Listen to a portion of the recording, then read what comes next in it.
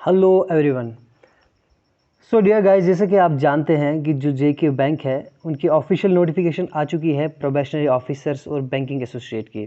ठीक है, वो अभी से यानी कि आज से आप 2 तारीख आज है, आज से आप अप टू 24/7/2020 तक आप क्या कर सकते हैं, ऑनलाइन फॉर्म फिल कर सकते हैं। तो इसमें मैं आपको पूरी नोटिफिकेशन में आपको डिटेल में बताऊंगा कि आपका जो क्राइटेरिया क्या है, एलिजिबिलिटी क्या है, आपका जो एज लिमिट क्या है, आपकी क्वालिफिकेशन क्या है और एग्ज़ाम कितना टायर का होगा, वो सारी चीज़ें मैं आपको डिटेल में बताता चलूँगा। तो पहली इंपॉर्टेंट चीज़ वो ये है कि जब कोई भी कैंडिडेट इसमें सेलेक्ट होगा तो उसको इंडिया में कहीं पर भी पोस्ट किया जाएगा। अब ऐसा नहीं सोचना कि आप जिस डिस्ट्रिक्ट से बिलोंग करते हैं, जिस डिवीज़न से बिलोंग करते हैं, अब आपको वहीं पर पोस्ट किया जाएगा, ऐसा नहीं है। आपको कहीं से भी यानी कि आपको कहीं पर भी इंडिया में आपको पोस्ट किया जाएगा। ठीक है ना। जब आप ऑनलाइन अप्लाई फॉर्म करेंगे यानी कि जो बैंक की वेबसाइट आपकी गिवन है, तो वहाँ पर आप करियर लिंक में जाके आप क्या कर सकते हैं, फिल कर सकते हैं। राइट। उसके बाद दूसरी इंपॉर्टेंट चीज़ वो ये है कि जो कैंडिडेट्स हैं जिन्होंने ऑलरेडी 6/10/2018 को क्या किया है, यानी कि जो ऑलरेडी जो नोटिफिकेशन निकली थी उसके तहत जिन्होंने ऑलरेडी क्या किया है, रजिस्ट्रेशन करवा दी है, तो उनकी रजिस्ट्रेशन जो पुरानी है वो वही चलेगी और नहीं उनको कोई नई फ़ी यानी कि पे करनी पड़ेगी, उनकी वही ये चलेगी। और उसके बाद उनके लिए एक और ऑप्शन मिलेगा, वो है एडिट का ऑप्शन, यानी कि वो अपने उस फॉर्म को एडिट कर सकते हैं। कोई चीज़ है वो अगर वो एडिट करना चाहते हैं तो उनके लिए एडिट का ऑप्शन मिलेगा, लेकिन ये एडिट का ऑप्शन उनको मिलेगा 5 जुलाई से, यानी कि 5 तारीख से आपको एडिट का ऑप्शन अवेलेबल होगा। उसके बाद अगर वो कैटेगरी चेंज करना चाहते हैं, ये सिर्फ उन्हीं के लिए अलाउड है जिन्होंने ऑलरेडी एप्लीकेशन भर चुकी है, यानी कि जो नोटिफिकेशन निकली 6/10/2018 को, तो उनके लिए अगर वो कैटेगरी चेंज करना चाहते हैं, जनरल टू रिजर्व्ड कैटेगरी अगर वहाँ पे उनका है, अगर वो एलिजिबल उसके लिए है, तो वो वहाँ पे चेंज कर सकते हैं।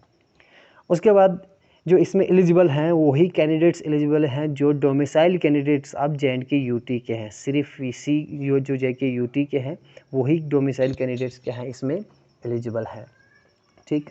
और हाँ, जो लद्दाख रीजन के जो भी स्टूडेंट्स हैं जो लद्दाख रीजन से बिलोंग करते हैं, उनके लिए हर एक चीज़ के लिए अलग से नोटिफिकेशन निकाली जाएगी, यानी कि उनके लिए जो भी जिन्होंने ऑलरेडी अप्लाई किया है उस नोटिफिकेशन में, यानी कि 6/10/2018 को, उनको क्या किया जाएगा, शैल बी नोटिफाइड सेपरेटली, उनके लिए एक अलग से नोटिफिकेशन निकाली जाएगी। बाद में रिजर्वेशन वगैरह जो भी है मैं आपको नीचे बताता हूँ, रिजर्वेशन किस परसेंटेज हिसाब से किसको कितना मिला है। ठीक है ना, एग्जैक्टली तो नहीं बताया है बट कुछ परसेंटेज के हिसाब से बताया है कि किसको यानी कि कितने परसेंटेज में किसको बांटा गया है। राइट। उसके बाद गाइज मैं अगर वैकेंसीज़ की बात करूँ तो आपकी जो प्रोबेशनरी ऑफिसर्स की वैकेंसीज़ है वो है 350।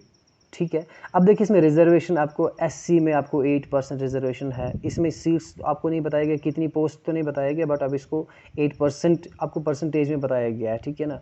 अच्छा, ST है जो 10% है, वो बाकी जो आपके weaker and upper privilege classes जो भी है 4% वगैरह वगैरह। ये आपके सामने नोटिफिकेशन, आप इसको पढ़ लेना कि कितना यानी कि जो रिजर्वेशन वगैरह क्या है। ओके। उसके बाद ये चीज़ें हैं, ये तो आप यानी कि ये तो आप पढ़ लोगे, यानी कि जब सबमिशन आप ऑनलाइन कैसे कर सकते हो, यानी कि 2 से आप सबमिट कर सकते हैं शुरू, यानी कि आज से अप टू 24 तक, और जो 5 तारीख से वो जो एडिट कर सकते हैं वो यहाँ पर डेट है। तो बाकी जो सारी चीज़ें जो आने वाली एग्ज़ाम कब होगा या फिर कॉल लेटर वगैरह, इन सब चीज़ों के बारे में आपको आने वाले नोटिफिकेशन में बताया जाएगा। राइट। उसके बाद है,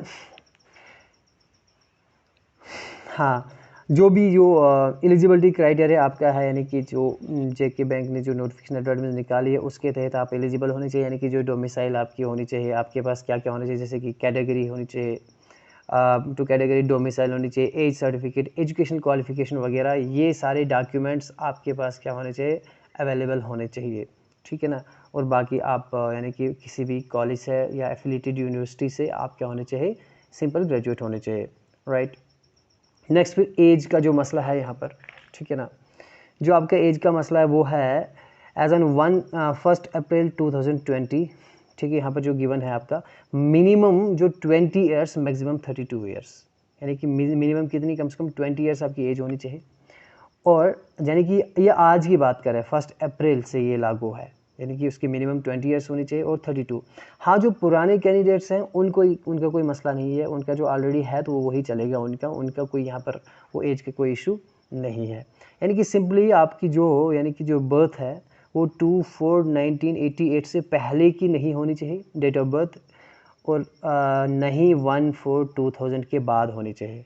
यानी कि 1988 और 2000 के बीच में आपकी जो हो क्या होनी चाहिए, बर्थ होनी चाहिए। बाकी कैटेगरी यहाँ से है, किसको कितना है आप यहाँ से पढ़ लेना कि क्या है। एजुकेशन क्वालिफिकेशन आपको मैं ऑलरेडी पढ़ चुका हूँ कि डिग्री चाहिए, ग्रेजुएशन की डिग्री चाहिए, किसी भी यूनिवर्सिटी रिकग्नाइज्ड गवर्नमेंट यूनिवर्सिटी से होना चाहिए, ठीक है ना, किसी से भी, तो जो भी है वैलिड मार्कशीट वगैरह वगैरह होना चाहिए, डिग्री सर्टिफिकेट होनी चाहिए।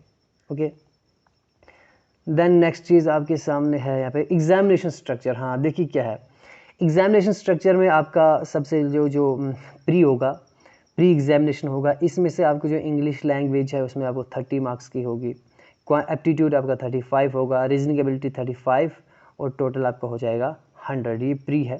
फिर अगर हम मेंस की बात करेंगे आपको 60 मार्क्स मिलेंगे आपको रीजनिंग में, और जनरल यानी कि जनरल में आपको मिलेंगे जो भी जनरल अवेयरनेस है वो है 40 मार्क्स, इंग्लिश लैंग्वेज 40 मार्क्स और डेली एनालिसिस एंड इंटरप्रिटेशन आपको 60 मार्क्स, कुल मिला के 200 मार्क्स प्लस इसमें यानी कि क्या क्या 25 मार्क्स ये है, ये डिस्क्रिप्टिव है। ये पहले तो नहीं था लेकिन अब डिस्क्रिप्टिव भी आया है, ठीक है ना। आपको 30 मिनट्स इसके लिए मिलेंगे और 25 मार्क्स आपको letter writing and essay writing के आपको आएंगे, राइट। उसके बाद देखिए क्या है, उसके बाद नेगेटिव मार्किंग आपको यहाँ पर गिवन है, यानी कि जो भी पेनल्टी फॉर रॉन्ग आंसर 0.25 आपकी नेगेटिव मार्किंग होगी, ठीक है, वो तो आपको पता ही है। तो उसके बाद है, हाँ नेक्स्ट चीज़ है आपके सामने। सो गाइस नेक्स्ट चीज़ जो इम्पॉर्टेंट है वो आपके सामने ये है कि जो आपका मेंस का एग्ज़ाम होगा ना, मेंस का एग्ज़ाम जो आपको होगा वो आपका है टोटल तो 200 का है, लेकिन इसको एक रेशो में डिवाइड करेंगे, वो है 80 और 20।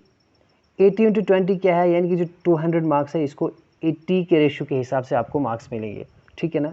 और यानी कि जो आपका इंटरव्यू है वो आपका 100 का है तो वो आपको 20 कंसिडर किया जाएगा, 20 के रेशो के हिसाब से आपको मार्क्स मिलेंगे। यानी कि सिंपली अगर मैं आपको बता दूँ कि यानी कि अगर आपको 80 मार्क्स हैं तो 80 मार्क्स होंगे अगर आपको 100 में, तो वो आपको कंसिडर किए जाएंगे 16 मार्क्स, ठीक है ना। 16 मार्क्स आपको ये कंसिडर किए जाएंगे, यानी कि 20 का रेशो इस 100 को माना जाएगा, 20 का रेशो। यानी कि आप क्या लेते हैं, 100 में से 80 मार्क्स लेते हैं, यानी कि फिर आपको 20 में से माना जाएगा, यानी कि 20 में से आपको 16 मार्क्स मिलेंगे। वैसे 200 में से आपको क्या मिलेगा, जो 80 के रेशो के हिसाब से आपको मार्क्स मिलेंगे, ठीक है ना। उसके बाद बाकी फिर ये मेन चीज़ें हैं कि एग्ज़ाम सेंटर कहाँ पर होगा, वो तो आपके लिए नई आगे लिस्ट निकलेगी, ठीक है। तो नेक्स्ट चीज़ है आपका जो एग्ज़ाम सेंटर है, जैसे कि आपका यहाँ पर गिवन है कि पुलवामा है, जम्मू, उधमपुर, श्रीनगर वगैरह, ठीक है ना। और अगर हाँ कोई एग्ज़ाम सेंटर चेंज करना चाहेगा वो जो एडिट कर सकता है, उन्हीं के लिए यानी कि है ऑप्शन किन के लिए, जिन्होंने ऑलरेडी जो पुरानी रजिस्ट्रेशन है वही एडिट कर सकते हैं। बाकी आप क्या कर सकते हैं, एक बार अगर आप फॉर्म को फाइनल स्टेज तक आप फिल कर देंगे तो बाद में आप अपना यहाँ सेंटर चेंज नहीं कर सकते हैं, ठीक है ना। तो right to cancellation of examination, यानी कि आपका सेंटर कहीं भी चेंज हो सकता है। वो खैर वो तो पता है, कहीं पे सीट्स फुल हो गई, बुक हो गई, तो आपको वो फिर यानी कि जो जेके बैंक है वो आपको यानी कि आपके सेंटर चेंज कर सकता है कहीं पे, आपका यानी कि जो आपके प्रेफरेंस हैं तो उस प्रेफरेंस के हिसाब से कर सकता है, राइट। फिर है ये बायोमेट्रिक डाटा, खैर इसको आप छोड़िए। उसके बाद हाउ टू अप्लाई, ये आप यहाँ से आप डिटेल पढ़ सकते हैं। पेमेंट ऑफ फ़ी कितना है वो आपको मैं बता चुका हूँ। टू यहाँ से इस डेट से इस डेट तक आप अप्लाई कर सकते हैं। फिर ये बाकी चीज़ें हैं, ये खैर ये छोड़िए। तो नेक्स्ट चीज़ आपके सामने है ये स्कैनिंग डॉक्यूमेंट कैसे स्कैन करना है, लेफ्ट थंबनेल इंप्रेशन, ये सारी चीज़ें हैं। फिर सिलेक्शन क्राइटेरिया, हाँ इसमें एक चीज़ है, देखिए क्या है कि अगर सपोज़ कोई दो कैंडिडेट ऐसे हैं जो क्या करते हैं, सेम स्कोर करते हैं, मार्क्स उनको बराबर मिलते हैं, उनमें से किसको कैसे सेलेक्ट किया जाएगा, तो उसमें देखा जाएगा जो एज में बड़ा होगा, ठीक है ना। मानो कि अगर सबको जो यानी कि कट ऑफ हो रहा है सेम मार्क्स है, ठीक है ना। मानो सपोज अगर यहाँ पर 70 हो रहा है, ठीक है ना, अगर बोथ को 70 यहाँ पर हो रहा है, ठीक है ना, तो 70 में से जो एज में जिसकी ज़्यादा एज होगी, जो एज में बड़ा होगा तो उसको प्रेफरेंस दिया जाएगा, उसको पहले यानी कि सिलेक्ट वहाँ पर किया जाएगा, राइट। उसके बाद जो चीज़ें यहाँ पर हैं, लिस्ट ऑफ डॉक्यूमेंट्स है, खैर आप पढ़ लेंगे यहाँ से कि क्या क्या डॉक्यूमेंट्स आपको लगेंगे, ठीक है ना। प्रिंट आउट आपके वैलिड इंटरव्यू कॉल लेटर वगैरह, खैर ये तो आपको है ना कि वहाँ पर आप देख लोगे, ठीक है ना, बाद की बात है। फिर जनरल इंस्ट्रक्शंस हैं आपके लिए है, तो बाकी इसमें कुछ भी नहीं है, ठीक है ना। बाकी किसी भी following items are not allowed in the examination, ये तो आपको पता ही है। Action against candidate found guilty of, ठीक है, मिसकंडक्ट वगैरह, जो अनफेयर मीन्स वगैरह कुछ भी, तो आपको ये तो खैर कॉमन सेंस ही है, आपको होता है, फिर कॉल लेटर्स आपको आएंगे, जो भी आएगा, ठीक है ना, इसके लिए आपको अलग अलग नोटिफिकेशन निकलेंगी, राइट। बाद में आपको ये डिसेबिलिटी वगैरह, ब्लाइंडनेस और लो विजन, उनके reservation 1%, deaf and hard of hearing 1%, ये भी आपको यहाँ से गिवन है, फिजिकली चैलेंज वालों के लिए है, यहाँ से है, ठीक है ना। सो गाइज नेक्स्ट है हमारा प्रोबेशनरी ऑफिसर्स के लिए हो गया। नेक्स्ट हमारा है जो आपका है बैंकिंग एसोसिएट के, मैं आपको बताता चलूँ। तो इसमें कि वही सारी चीज़ें सेम है ऑलमोस्ट, जिस तरह की जो पीओ की आपकी जो यानी कि जो भी टर्म्स एंड कंडीशंस है वो सारी इसमें वही चीज़ें, candidate selected will be posted anywhere in India, यानी कि कहीं पर भी आप कर सकते हैं, यानी कि ऑनलाइन बैंक वेबसाइट पर जाकर भर सकते हैं। बाकी सारी चीज़ें ऑलमोस्ट सेम है, लेकिन इसमें एक चीज़ बहुत अच्छी है, वो आपका क्या है कि जो आपका एग्ज़ाम होने वाला है, ठीक है ना, आपका एग्ज़ाम जो होने वाला है वो सिंगल टायर है, ठीक है ना। ये एक बहुत इम्पॉर्टेंट चीज़ है आप लोगों के लिए, ठीक है। चलो मैं आपको देखता हूँ इसमें क्या है कि आपको जो इंग्लिश लैंग्वेज है वो आपको 30 मार्क्स है, 35 मार्क्स आपका एप्टीट्यूड है, और रीजनिंग एबिलिटी आपका 35 है, और कुल मिला के 100 है। ये आपका सिंगल टायर एग्ज़ाम है जो यहाँ पे सिलेक्ट होगा, ठीक है ना। तो आपको क्या, वो जो यहाँ पे सिलेक्ट होगा तो मतलब कि उसकी पोस्टिंग यानी कि वो सिलेक्शन उसकी इसी बेस पर की जाएगी, राइट। तो बाकी कोई चीज़ इसमें अलग नहीं है, बाकी सारी की सारी चीज़ें ऑलमोस्ट सेम ही हैं इसमें। तो बस इसमें यही एक चीज़ अच्छी है कि आप लोगों के लिए जो भी यानी कि जो बैंकिंग एसोसिएट के लिए फॉर्म भर रहे हैं, तो उनका ये क्या है कि यहाँ से जो सिंगल टायर आपका एग्ज़ाम है, आपको कोई मेंस कोई इंटरव्यू वगैरह नहीं होगा, आपका जो एक एग्ज़ाम होगा सिंगल टायर है, आप यहाँ से इसी बेस पर आपकी क्या होगी, सिलेक्शन होगी, ठीक है।